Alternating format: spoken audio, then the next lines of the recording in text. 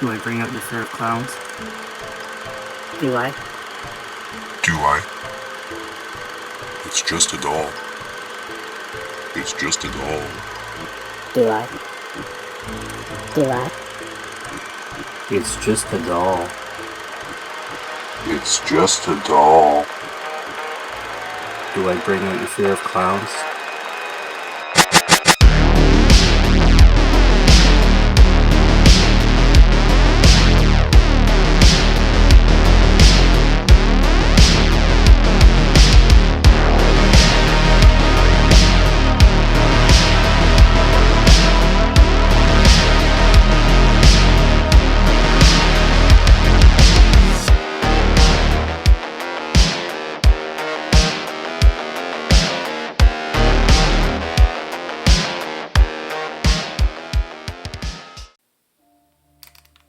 What's going on, guys? Welcome to 31 Days of Horror. I am Morgan Film Fan. Let's jump into some scares. The Clown Doll is a British film that was released in 2019, although some sources tell me that it's 2020. As happens per usual, you get different dates in different places, but IMDb is 2019, and this is a ITN distribution film, so this is a big UK company that only seems to put out UK productions and deal with kind of goofy and like childhood fairy tale monsters kind of thing. So these are the guys that are working, I'm pretty sure, behind the Winnie the Pooh series, like Winnie the Pooh, Blood and Honey. They did the Easter Bunny Massacres, which I purchased last Easter. Didn't get to review them, but I have watched them and they're really corny and cheesy. I did review last year Jack and Jill, the second movie, which is also an ITN distribution. And now we have the Clown Doll, which the posters always get me on these guys. And you always know what to expect with these kind of films, especially from ITN.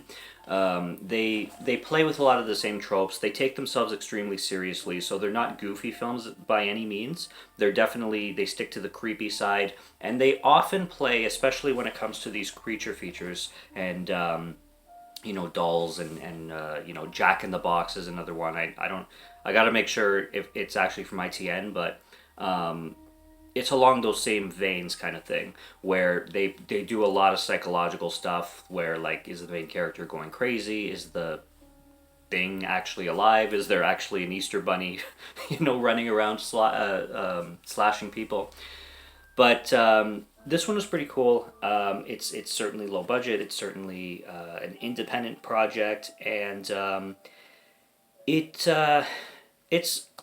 comparing to The Butchering. I mean, they're along the same vein, and I reviewed The Butchering 2 reviews ago, but The Butchering is way more just slasher, like full-fledged slasher, and this one certainly goes more psychological and more on the creepy side. So what we have going on here is we have this girl named Lana, and she lives in the UK, and she has a step-brother named John, and John is basically a boxer of sorts. He's always at a gym kind of thing.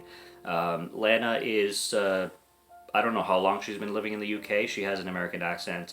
So does her brother John, stepbrother. And she goes to this store at one point with her mother, and it's like a thrift shop, and she finds this clown doll, and she likes it for whatever reason. She finds it creepy right at the beginning, but she wants to buy it anyway because, why not? Creepy dolls are cool, right? So she brings it home, and then, strange events begin to happen. The one main event, which I'm telling you, these films love to rip off, especially 90s tropes. I mean, I've never seen a type of film rip off so many 90s films like ITN films. So you have the whole trope when it comes to Scream and Drew Barrymore on the phone, where this guy calls her and she continues talking to him because he calls back, and then they start kind of being flirty, except it's extended through the entire film. So this girl Lana has this guy call her, and she's also dealing with she's trying to exit a relationship that she wants nothing to do with.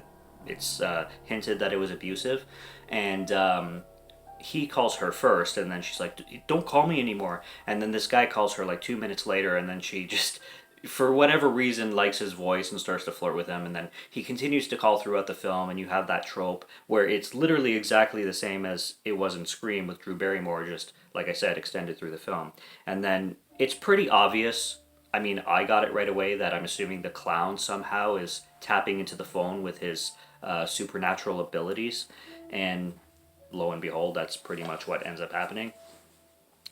And it just leads into the story where there's murders that happen in the house, and all the information and the evidence that the police capture and notice is that the murders are happening in this house, and everything points to Lana, pretty much. So it leads into this climax where the brother of hers, the stepbrother, comes in and finds the bodies in her house, and then, obviously everything points to her, and she's obviously psychotic. She's trying to get the clown to move, but he won't move, and she seems like a crazy person. It plays on the psychological level really well. The film opens, though, where these two people are trying to get rid of the clown, and then the clown end up murdering those two people. So it kind of hints that the clown is actually real. However, the film plays as if you're still questioning a little bit. I do think that the entity was actually matter of fact. I don't think it was a psychological thing in Lana's head, personally.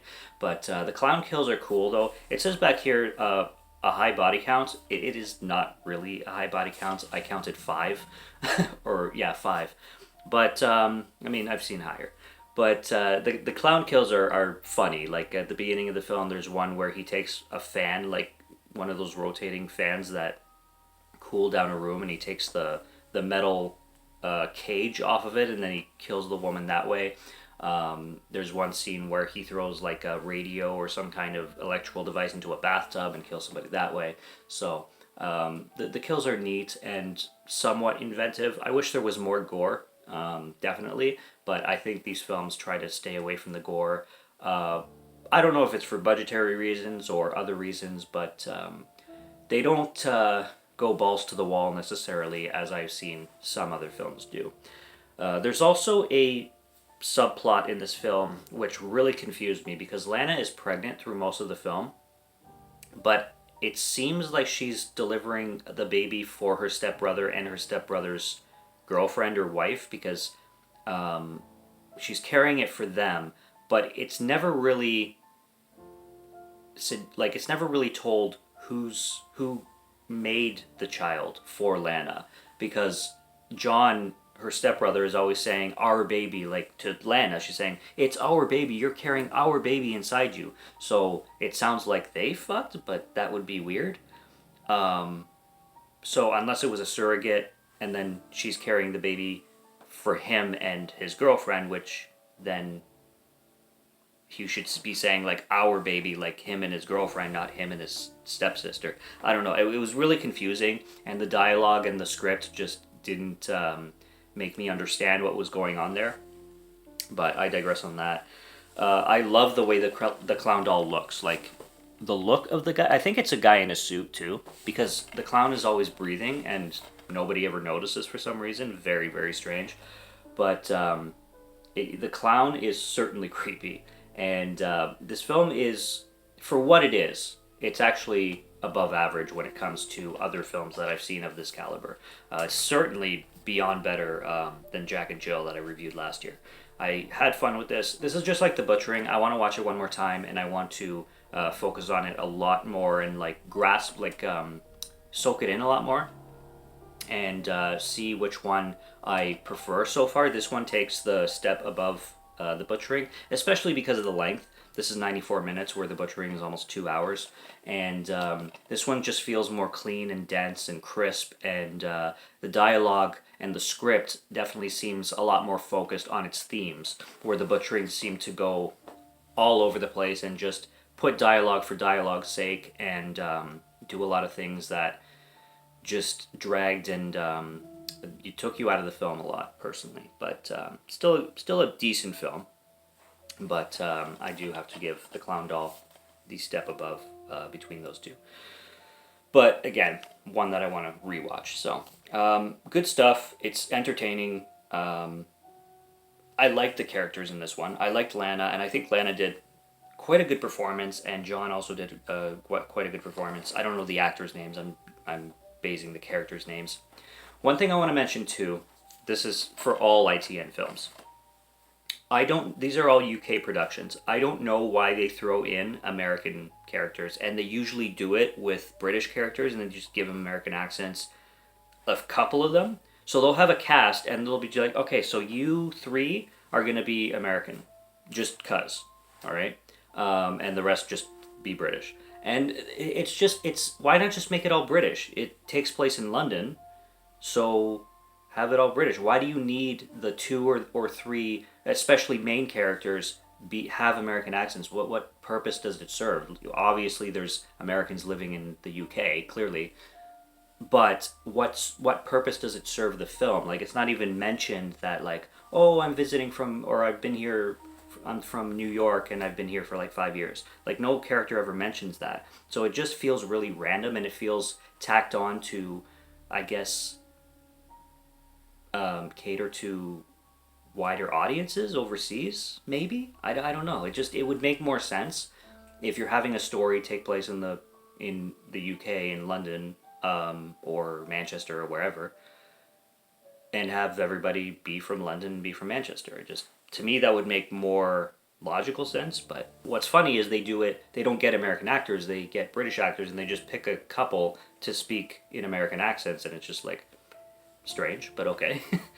And yeah, the main character, Lana, she has a dual citizenship, so she's both US and UK, but John is born and raised in UK, and he speaks well in an American accent. They both do.